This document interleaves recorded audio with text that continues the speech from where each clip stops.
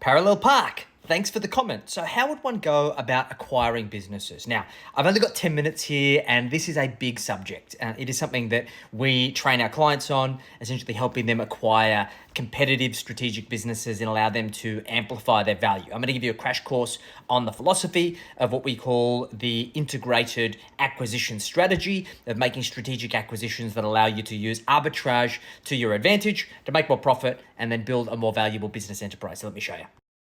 So first things first, I want to run you through our investment philosophy, which is called the core satellite philosophy, which ultimately relies on business owners accumulating wealth using three core things. One, we want to maximize personal earnings through their business, which is what we refer to as their active income, because there's no other asset class that you have so much direct control over when it comes to maximizing profit and then building a saleable asset. Two, we want to use smart leverage to accumulate quality real estate because we know that we can compound our cash on cash returns when we use the bank's money in order to invest. And then thirdly, we want to create a satellite portfolio using liquid assets, and we want to use dollar cost averaging to allow us to average the buy-in price over time.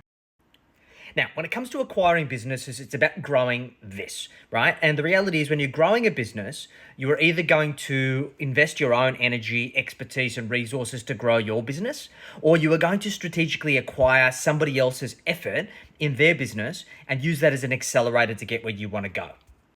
And that's ultimately what we're doing here, guys. We ultimately want to find great businesses that have profit already, and we want to acquire them so we can optimize them and get synergies by way of integrating them into our existing business or using our skill set and our expertise in order to create synergy and create additional value.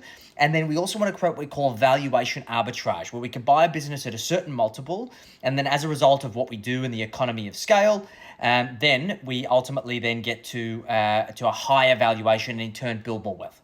Now, this is essentially our six core pillar process when it comes to acquiring businesses. The first thing is that we must identify strategic fit. We want to buy businesses that essentially allow us to create a 1 + 1 = 3.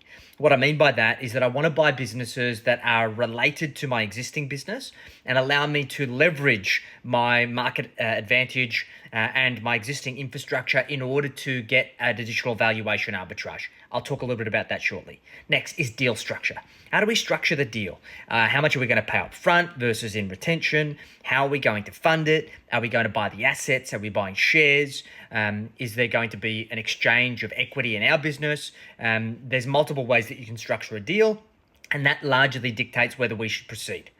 Third is due diligence. What is the research on the business so we can make sure that we understand it, that we pay a fair price for what the business represents, and that we can use what we find in order to create an integration plan.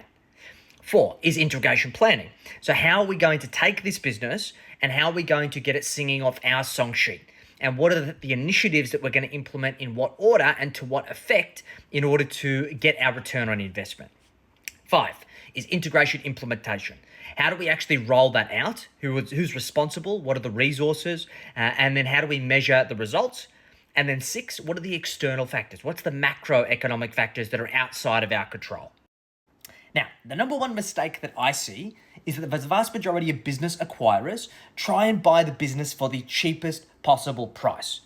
Now, you shouldn't overpay for a business. You should understand what it is worth, but the aim should be to buy good businesses at a fair price as opposed to trying to buy great businesses at a discount. Great businesses don't sell for a discount. In many cases, they sell for a premium. So you should not be afraid to pay a fair price, even a premium price for a really great asset. And the big issue that I see for the vast majority of business acquirers is that they fuck up the integration, okay?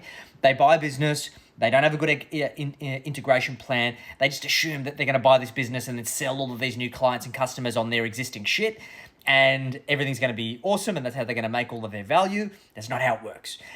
Typically, we look for cost synergies first. We look for culture integration. We look for seamless operations.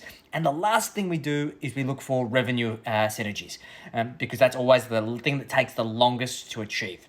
There is more shareholder value lost through failed integration than people overpaying on price. Now, the next thing we look at is what we call the Ansoff matrix, okay? And ultimately, what we're trying to do is we're trying to understand the business that we're looking to acquire and how does that relate to our existing business, okay? So let's assume my business, I've got a financial services business. We've got 3 core businesses right now, which is profit coaching, financial advice, and accounting, okay? And let's say, for example, I was looking to acquire a new business. I would go through this Ansoff matrix to evaluate where am I going to look. So the first quadrant I look in is what we call the market penetration strategy, which is existing markets and existing products. So for example, it's like for me going in and buying an accounting business in Brisbane. I've already got an accounting business in Brisbane, so it's very easy for me to go and acquire another accounting business and roll it in. That allows me to capture more of the market. So it's a market penetration. Next is what we call the product development strategy, or also referred to as share of wallet, where I go and buy a business that has a new product that I can sell to my existing clients. So for example, it might be buying a marketing agency. I work with business owners. We help them with a lot of things around their finances. They always complain about not having great marketing solutions. If I was to buy a really good agency that had a great product and service, I'm very certain that my clients would buy that service from me. Next is a market development strategy where you're doing something already, but you're doing it in a new market. So for me, it would be like, for example, setting up an advice business in New Zealand. It essentially is about developing a new market and taking my existing product there, okay? And then lastly is diversification, where we've got a new product in a new market.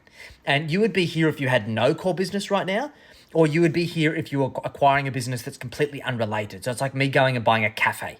It has absolutely nothing to do with my core businesses, so I've got to build everything from scratch.